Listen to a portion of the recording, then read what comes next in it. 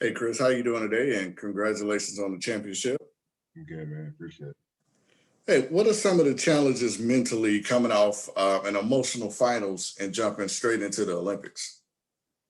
Just changes shift as far as versus um, strategies. That was a little bit different from the way we played.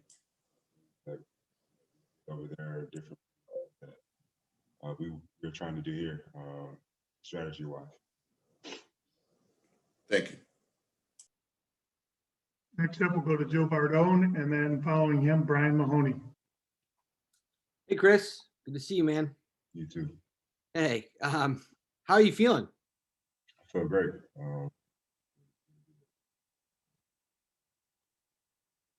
That's how I feel. That's I'm it. sorry. I'm having internet issues. Yeah, my bad.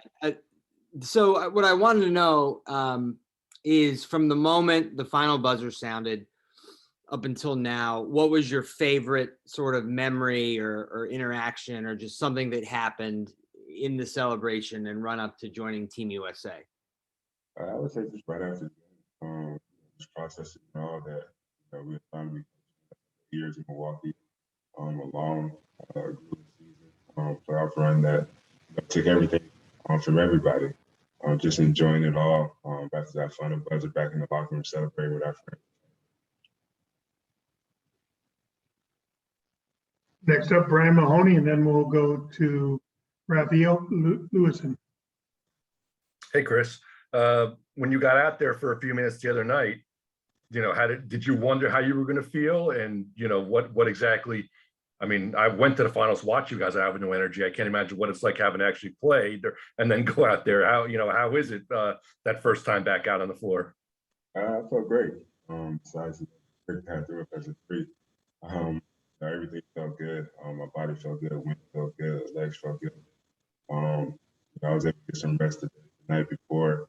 Shoot around, got to kind of wake up my body a little bit, around some. So going to the game, I felt good.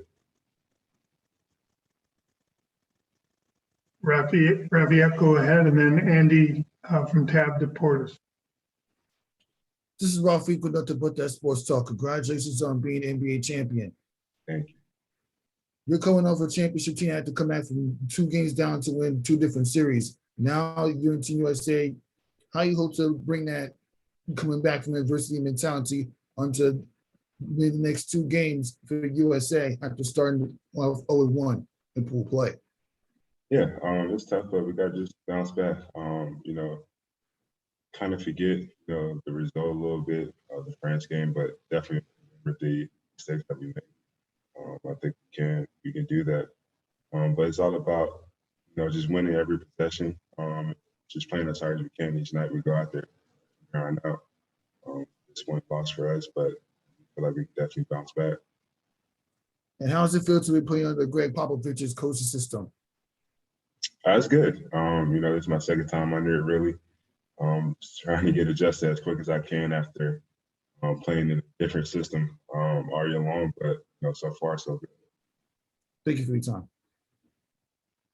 Andy, you're up, and then we'll go to Tim Reynolds. I think you're muted, man. Andy, and Pardon me, can you hear me now? Yeah, I can hear you now. Sorry, I was muted on another end. Hi, Khris. Hope you're well, first of all. There's been a rise in talent coming to the NBA from abroad for a while now. I mean, we've had the last 3 years of foreign-born MVP and a Defensive Player of the Year. You know one of them quite well. I mean, you play with him. What can you say about the internationalization of the game and what it would mean to win in the Olympics now with the level of competitiveness there is? Yeah, the game has changed for the past couple years. I played with one of the best international players ever, Giannis. He's the guy that talks about watching the race growing up as a kid. And that's how the game has grown. Guys watching Kobe, Allen Iverson, Michael Jordan, and Shaq, different players from all over the world, different ages. So the world has definitely gotten better. We've been fans of the game for a long time, and they've been working on the game for a long time. So to step out on this court and play against them, play in the Olympics against these great guys and these great teams. It's not going to be easy. I think we all know that. I think everybody sees how good the world has gotten over the years. Thank you, Chris. Tim, you're up, and then we'll go to Josh Coyne. Thanks, Craig. Hey, Chris, congratulations again. Thank you.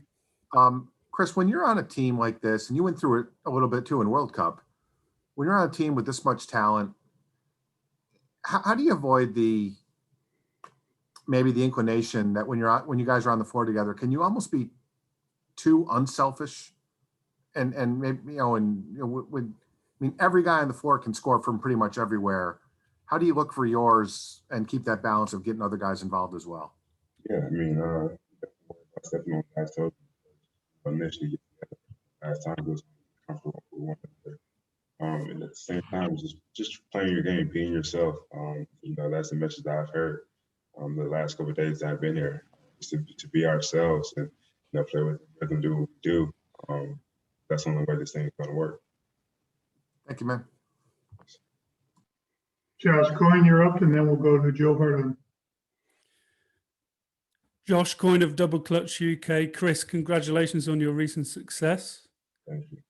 You competed obviously at the highest level in probably the most intense basketball of your career. And now one of your biggest competitors is on your team, which has to be an adjustment in itself. And all of this off the kind of strangest NBA season in history.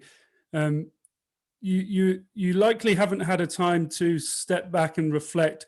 Do you have any plans in place to do that after this tournament and before the next season gets underway? And what can you share about that? For sure. Get home. That's about the same. Right now. Thank you. Joe, you're up, and we'll go to James Herbert. Hey, Chris. Along the lines of what Tim was asking, but I guess I just want to go a little further on that. And obviously, Sunday we won't put on you. You barely had a nap before that one. But in 2019, Team USA, you guys didn't score the ball very well, certainly compared to past teams. And with all the firepower that you have, why do you think that is? Why do you think that this team doesn't score what past Team USA teams did, and what maybe your talent would suggest that you should? Yeah, I knew. I guess I would say, I would have the answer. We want to do it. It's tough. The defense is great here. The game is a little bit different. We just got to figure out a way to put the ball in the basket a little bit more.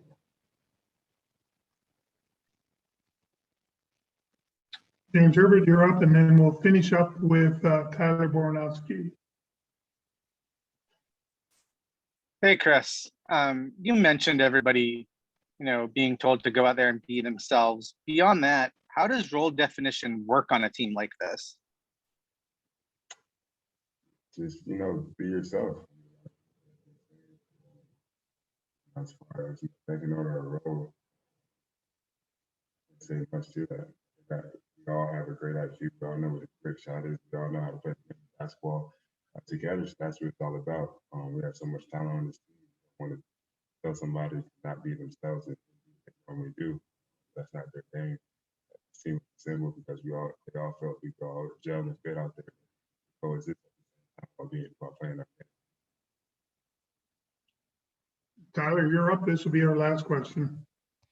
Hey, Chris. First off, congrats on the championship. Thank you. I want to ask about the plane ride coming over here. Drew mentioned the other day, you guys try to sleep as much as possible, but when you three did converse, how much conversation was there about the finals? It was actually none. We all respect each other. It was all about, moving on and figuring out a way to get this job done here. Sit there and talk about the finals. It's not something that was really on anybody's mind. It was all about, moving on to the next thing, trying to get rest and trying to get ready for these Olympic Games.